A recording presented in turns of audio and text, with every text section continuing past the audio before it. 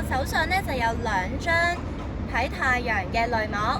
咁呢2張太陽濾膜咧用法其實都一樣嘅，都係咧將太陽嘅有害光線減到最低，令到我哋咧可以好安全咁樣用眼睛去觀察太陽。咁呢2張太陽濾膜咧都係可以減光10萬倍嘅。好啦，介紹下佢點樣用啦。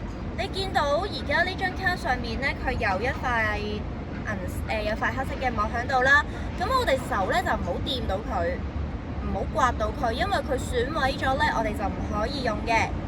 好簡單地揸住下邊卡紙嘅部分，將佢放喺眼睛前邊，然之後咧望上天空，揾一揾個太陽，你就好容易可以睇到噶啦。呢一個太陽濾膜咧，可以睇日食都冇問題嘅。好，另外呢一個眼鏡型咧有冇特別㗎？其實一樣啦，都係減光10萬倍，只不過咧係個外形咧大家有啲唔一樣嘅啫。